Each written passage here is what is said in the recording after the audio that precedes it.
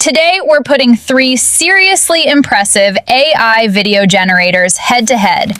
And these aren't just random tools. Each one has some serious tech behind it, and all 3 can produce some surprisingly realistic video. But we're not making one basic clip and calling it a day. I'm giving every tool 3 completely different prompts, from fast action scenes to detailed cinematic shots, so we can see where each one shines and where it starts to struggle. By the end, I'll pick my overall winner, but I also want to hear yours. So pay attention to the details and drop your pick in the comments. And one of these tools lets us use Seedance 2.5, which I only discovered recently, and yeah, the results can get pretty wild. One quick thing before we start, these tools aren't completely free. You'll usually get some credits to test them, and many of them refresh credits daily, so you can still try a bunch of prompts without paying right away. If you end up liking one, you can always check out its paid plan. I've left the relevant resources in the link in the description. Alright, let's see what these 3 can actually do. Starting with tool number 3, Google Flow. Just search for Google Flow, open the official site, and sign in. For the first test, I'm going with a high-speed speedboat racing across deep blue ocean water, with the camera mounted at the front, waves crashing over the lens, and realistic water physics.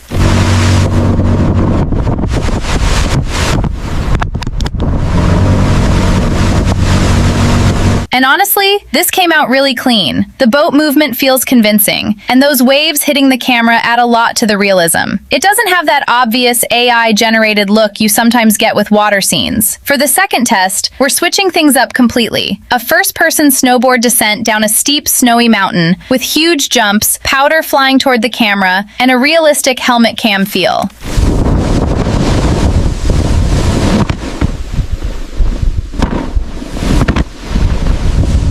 And this one is pretty fun. The first-person angle makes the movement feel much more intense, while the flying snow helps sell the speed. It has that slightly chaotic energy you'd expect from actual action footage. Now for the final test, we're going even harder. A supercar drifting through an underground parking garage, sliding inches from concrete pillars, with a cinematic tracking camera following the car.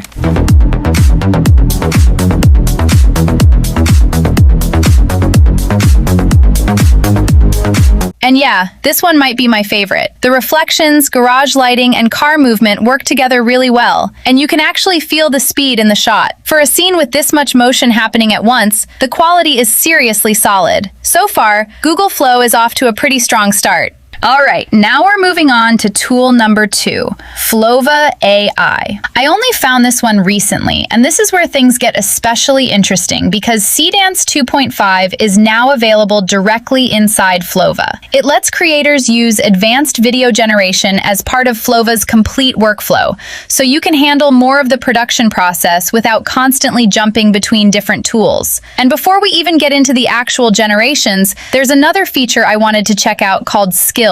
These aren't just basic templates. They're reusable workflows that can help with the creative direction, storyboard, model selection, generation settings, and even later revisions. There are skills for things like product videos, UGC content, anime, short films, commercials, social media videos, and more. So instead of staring at a blank screen trying to figure out where to start, you can pick a workflow that already matches the type of content you're making, and then customize it around your own idea. And if you need some inspiration before starting, there's also Flova TV. It's basically a showcase of videos created by other Flova AI users, so you can look through different creative ideas, visual styles, and production approaches, and see what other people are making before you jump into your own project. For this test, I'm choosing the skill that fits the kind of video I want to create, adjusting it around my idea, and then picking the AI model that makes the most sense for the generation. Flova also gives you monthly and yearly starter, basic, and pro plans, so you can choose whichever option fits your workflow. And if you ever run out of credits, you can simply top them up without having to change your subscription. There's also a limited-time Seedance 2.5 offer with fully unlocked access and double credits. The current pay-as-you-go rates start at $0.025 per second for Seedance 2.5 at 480p, $0.013 per second for WAN 3.0 at 480p, and $0.021 per second for H3 3 at 768p. Now let's get into the feature I was actually most curious to test: reference to video remix. I uploaded my reference, added the prompt, and for the first test, I went with a close-up of a wild wolf sprinting through tall grass straight toward the camera, with natural fur movement and that handheld wildlife footage feel.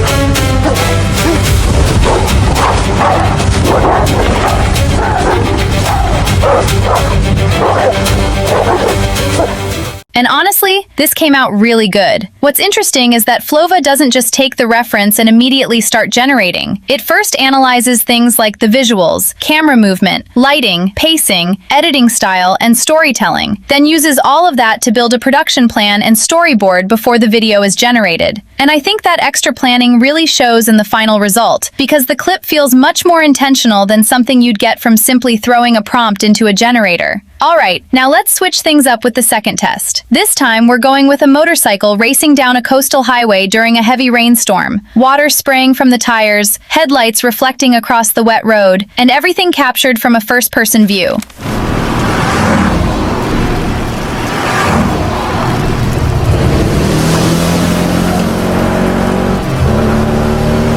And wow, this one has a completely different energy. The rain, reflections, speed, and camera movement all work together really well. And that first-person perspective makes it feel like you're actually riding the bike instead of watching the scene from the outside. For the final test, I wanted something that could really push fast movement and fine detail. So I went with a close-up of a massive cobra striking toward a wildlife camera in a jungle clearing, with realistic scales, rapid movement, and natural lighting.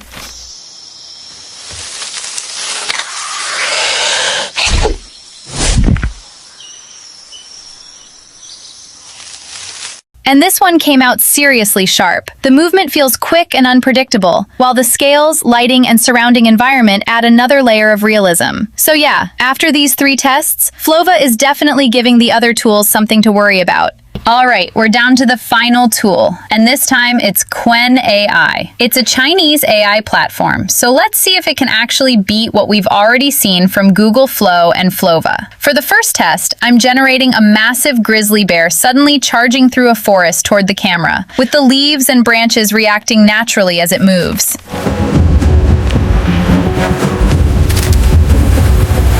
And okay, this one came out pretty impressive. The bear has a good sense of weight and movement, and I really like how the environment reacts around it. Those little details make the whole shot feel much more believable. Now let's take this from the forest to the ocean. The second prompt is a luxury speedboat making an aggressive turn around rocky islands, with a huge wave of water hitting the camera, all from an aerial drone perspective.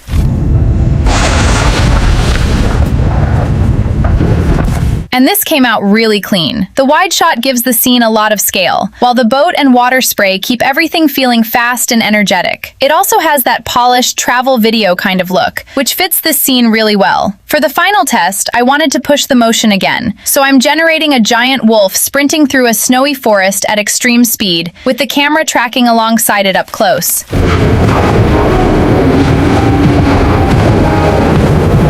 And this is a pretty strong finish. The fur moves naturally, the snow particles add depth, and the tracking shot keeps the scene feeling dynamic. I also like that the environment stays involved instead of turning into a blurry background while the wolf runs through it. So yeah, Qwen definitely gave us some solid results. But now we've tested all 3, and there's one question left. Who actually wins? After comparing all 3, every tool had some clips that genuinely surprised me. But if I had to choose one overall winner, I'd give it to Flova AI. For me, the biggest difference was the consistency, video quality, and realism across different types of scenes. And after using Flova from start to finish, I think its biggest strength is keeping the entire production process in one workflow. You can plan the idea, build the storyboard, generate assets, refine shots, create the final animation, add music, and export everything without constantly switching between tools. And with Seedance 2.5 available inside that workflow, there's a lot of room to experiment. But that's just my take. You might watch the same clip tips and pick something completely different. So let me know in the comments. Google Flow, Flova, or Qwen. And if you want to try Flova yourself, new users can get 100 free credits just for signing up, plus another 200 credits for every new user you invite. My link and all the resources I used are down in the description. If you enjoyed the video, hit like, subscribe for more AI content, and I'll catch you in the next one.